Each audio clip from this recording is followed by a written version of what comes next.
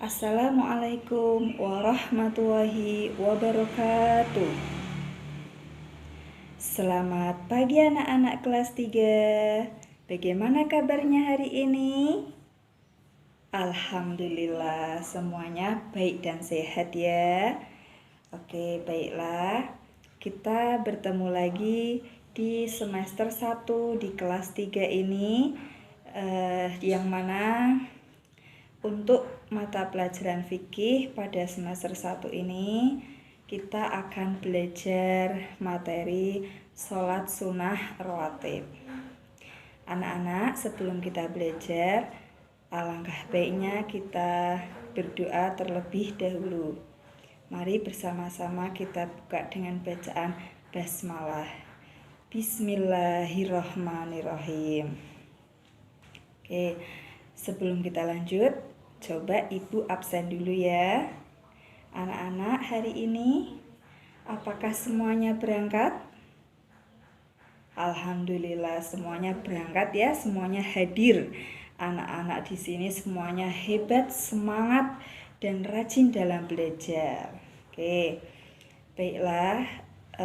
Sebelum kita melanjutkan ke materi, Ibu ingin menyampaikan beberapa tujuan kita dalam belajar materi ini, yaitu diantaranya diharapkan anak-anak dapat mengetahui tentang ketentuan-ketentuan sholat sunnah rawatib.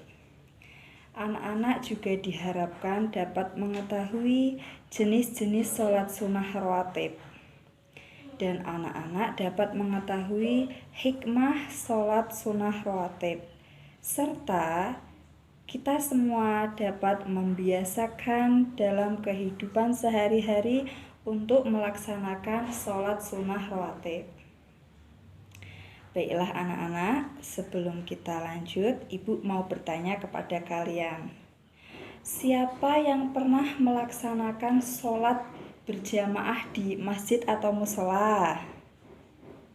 Iya, ternyata semuanya pernah ya, entah itu ikut ayahnya, ibunya, atau berangkat sendiri. Nah, pernah tidak kalian ketika di musola atau masjid, padahal belum iqomah, imam belum mulai, tetapi ada 1-2 orang yang sudah melaksanakan sholat? Pernah lihat? Iya, pernah. Kira-kira mereka sholat apa ya? Ada yang tahu tidak? Oh iya, mereka sholat sunnah. Nah, mereka ini melaksanakan sholat sunnah yang akan kita bahas ini anak-anak, ya, yaitu tentang apa?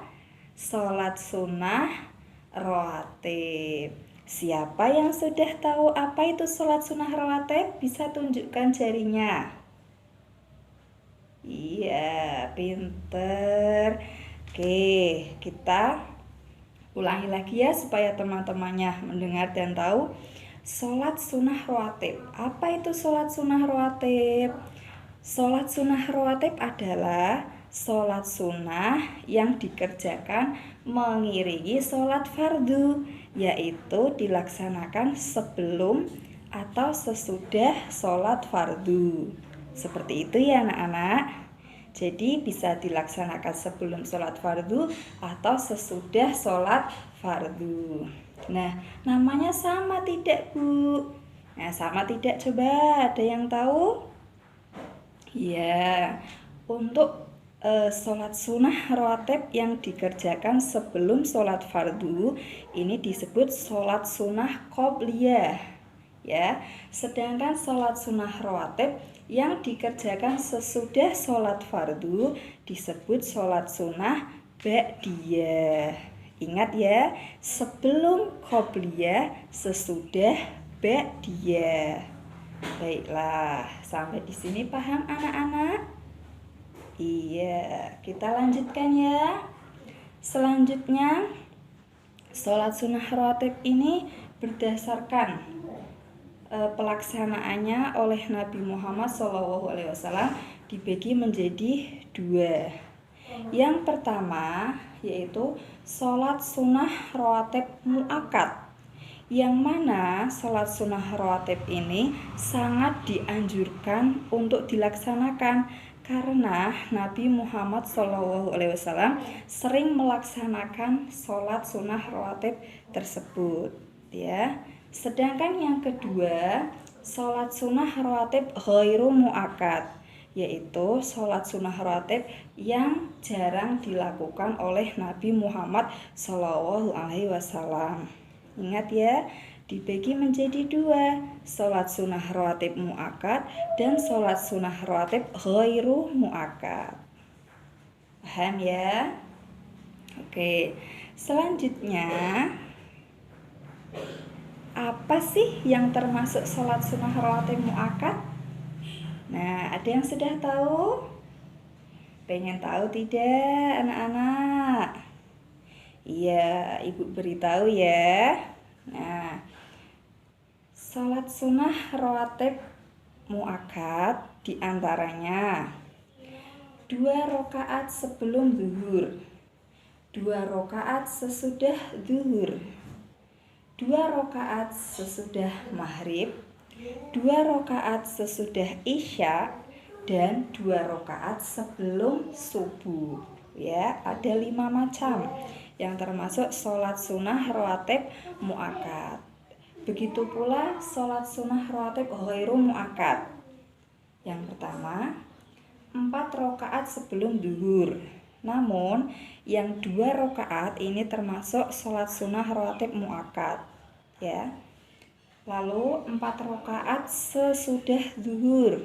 Ini juga yang 2 rakaat termasuk sholat sunnah rawatib ghairu muakkad. Yang ketiga, 4 rakaat sebelum asar. Yang keempat, 2 rakaat sebelum maghrib. Dan yang kelima, 2 rakaat sebelum isya. Ya. Nah, itu adalah yang termasuk sholat sunnah rawatib muakkad maupun ghairu muakkad. Oke. Selanjutnya, untuk pelaksanaan sholat sunnah rawatib ini sama tidak dengan sholat wajib atau sholat fardu? Sama ya, gerakannya, bacaannya sama. Yang membedakan adalah apa anak-anak? Iya, betul, niatnya. Ya, pintar sekali ya anak-anak kelas 3 ini. Yang membedakan adalah niatnya. Nah, coba perhatikan perbedaan antara niat sebelum sholat fardu dan sesudah sholat fardu pada lafaz qobliyata lillahi ta'ala dan ba'diyata lillahi ta'ala, ya. Nah, coba perhatikan. Ini contoh ya, Ibu memberi contoh 2 jenis sholat sunnah rawatib yang dikerjakan sebelum zuhur, yang satu sesudah zuhur, ya. Niatnya usolli sunnatadzuhri rakaataini qobliyatal lillahi ta'ala. Itu yang dikerjakan sebelum zuhur. Nah, lalu yang kedua yang dikerjakan sesudah zuhur, usolli sunnatadzuhri rakaataini ba'diyatal lillahi ta'ala. Ya, perbedaannya hanya pada kata qobliyah sama ba'diyah, sebelum dan sesudah. Ingat-ingat ya anak-anak. Ya, nanti kalian bisa praktekkan di rumah dengan melaksanakan sholat sunnah rawatib. Ya, karena apa? Hikmah dari melaksanakan sholat sunnah rawatib ini sangat banyak sekali dan baik sekali. Siapa yang sudah tahu hikmahnya anak-anak? Iya, hikmahnya diantaranya kita ulangi lagi ya, kita baca bersama-sama yuk. Yang pertama, menyempurnakan pahala ibadah sholat fardu, ya. Yang kedua, dapat menghapus dosa yang kita lakukan. Yang ketiga, mencegah perbuatan yang buruk, ya. Karena apa? Ketika kita akan berbuat buruk, maka kita akan ingat pada Allah, ya. Jadi kita tidak akan melaksanakan perbuatan buruk. Yang keempat, pahalanya lebih baik daripada dunia dan isinya. Yang kelima, akan mendapatkan rahmat dari Allah Subhanahu wa ta'ala. Dan yang keenam, jika kita rajin, rutin mengerjakan sholat sunnah rawatib dalam sehari, maka akan dibangunkan rumah di surga insya Allah, ya. Mengingat begitu banyak sekali hikmahnya, maka siapa yang tidak akan tergiur? Ya, maka ini dapat memotivasi kita, menyemangati kita. Selain kita melaksanakan sholat wajib kita, sholat fardu kita, sholat 5 waktu kita tambahi dengan sholat sunnah rawatib, ya anak-anak ya. Oke anak-anak, kalian bisa membaca materi yang sudah ibu kirim, ya. Sudah kalian baca, kalian pelajari, dan kita sudah bahas bersama. Nanti kalian dapat mengerjakan lembar kerja ya yang sudah ibu kirim, dapat kalian kerjakan dan kalian kirim ke ibu, ya. Kemudian ingat ya, walaupun keadaan negara kita ini sedang terjadi pandemi, namun itu tidak menyurutkan semangat kita untuk belajar, untuk beribadah, dan kita tetap ikuti anjuran pemerintah. Ingat pesan ibu ya, selalu pakai masker jika keluar rumah, lalu cuci tangan pakai sabun, dan kita harus menjaga jarak ya, hindari kerumunan ya, perbanyak ibadah, berdoa, berzikir. Semoga pandemi ini segera hilang dan kita kembali ke masa normal dengan bertatap muka kembali ya anak-anak ya. Tetap optimis, tetap semangat, dan kita tetap selalu belajar bersama. Jangan lupa di rumah tetap belajar, tetap semangat ya. Terima kasih untuk kegiatan belajar hari ini. Semoga bermanfaat. Ingat, yang sudah selesai bisa langsung kirim ke ibu ya. Terima kasih, ibu akhiri dulu. Wassalamualaikum warahmatullahi wabarakatuh.